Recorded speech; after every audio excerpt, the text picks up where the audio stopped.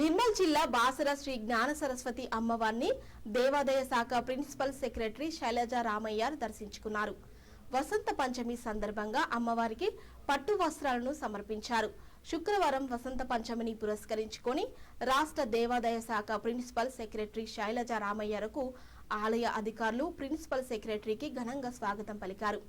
ఆలయంలో అమ్మవారికి ప్రత్యేక పూజలు చేసిన అనంతరం శాస్త్రోక్తంగా అమ్మవారికి ప్రభుత్వం తరపున పట్టు వస్త్రాలు సమర్పించారు.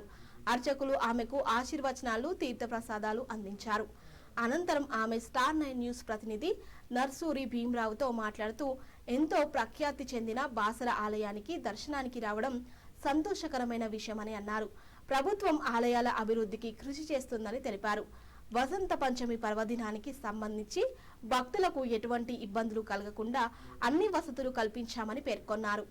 రానున్న గోదావరి నది పుష్కరాల నిర్వహణకు పటిష్ట ఏర్పాటు చేస్తామని వివరించారు.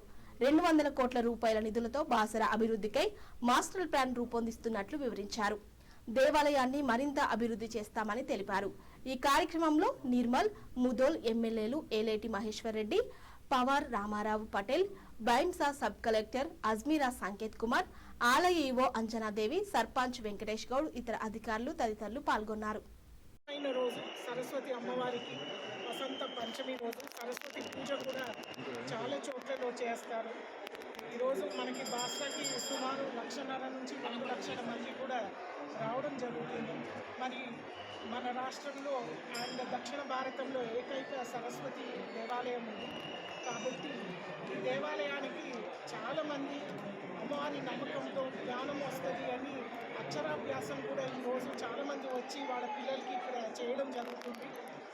అది కాక మాఘమాసంలో నవరాత్రులు అనేది శ్యామలాదేవి, రాజశ్యామలాదేవి అంటే సరస్వతి రూపంలో తన తాంత్రిక రూపము, ఆ నవరాత్రులు కూడా ఈ 9 రోజుల్లో జరుగుతుంది. ఈరోజు పంచమి రోజు ఆ నవరాత్రుల్లో. సో అన్ని రకాలుగా పవిత్రమైన రోజు. ఈరోజు వస్త్ర సమర్పణ అమ్మవారికి ప్రభుత్వం తరఫున నేను ప్రిన్సిపల్ సెక్రటరీగా వచ్చి ఈరోజు సమర్పణ చేయడం జరిగింది.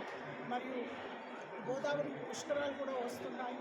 మనకి ఇట్లాంటి టెంపుల్ సెంట్రిక్ డెవలప్మెంట్ అనేది ముఖ్యమంత్రి వర్యులు ఖచ్చితంగా చెయ్యాలి. బాసరా నుంచి భద్రాచలం వరకు ఒక పూర్తి స్థాయిలో దేవాలయాలన్నింటినీ కూడా అభివృద్ధి చేయించుకుంటూ ఒక టూరిజం సర్కిట్, పిలిగ్రిమ్ సర్కిట్ని కూడా క్రియేట్ చేయాలి అని ఒక తపనతో వారు ఒక క్యాబినెట్ మీటింగ్ కూడా పెట్టడం జరిగింది. మరియు ఈ అన్ని దేవాలయాలు ముఖ్యంగా మనకి గోదావరి నది పుష్కరము 2027 జూలైలో జరుగుతుంది. కాబట్టి ఆ గోదావరి పుష్కరాల ముందు పూర్తి స్థాయిలో ఒక మాస్టర్ ప్లాన్ అనేది బాసరా, ధర్మపురి, అదేవిధంగా కాళేశ్వరము, మంథలి, భద్రాచలము, తర్వాత మిగిలినటువంటి స్మాలర్ టెంపుల్స్ అన్నిటికీ కూడా మాస్టర్ ప్లాన్ తయారు చేయమని వారు ఆదేశం ఇవ్వడం జరిగింది దేవస్థానం డిపార్ట్మెంట్కి. మేము కూడా దేవాదాయ శాఖ తరఫున ఒక కన్సల్టెంట్ని ఎంగేజ్ చేసి మాస్టర్ ప్లాన్స్ ప్రిపరేషన్లో ఉన్నాము.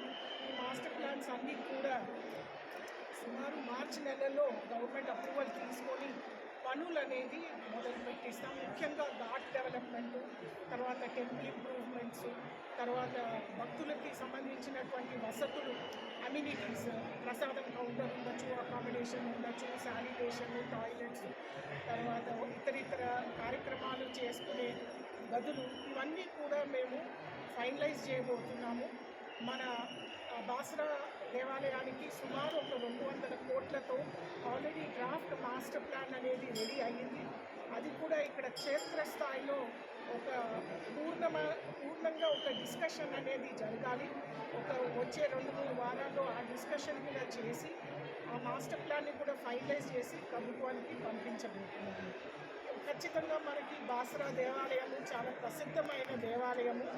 పూర్తి స్థాయిలో అభివృద్ధి చెయ్యాలి అనే ఒక కోరికతోనే ప్రభుత్వం అంటే నాకు రిపోర్ట్ వచ్చిన తర్వాత నేను ఖచ్చితంగా చెప్పలేదు. ఎక్కడైనా అక్రమాలు జరుగుతుందని ఖచ్చితంగా తీసుకుంటాము. ఆల్రెడీ మన బాసరా మూవీలో 2 ఎంప్లాయీస్ మీద విజిలెన్స్ సీరియస్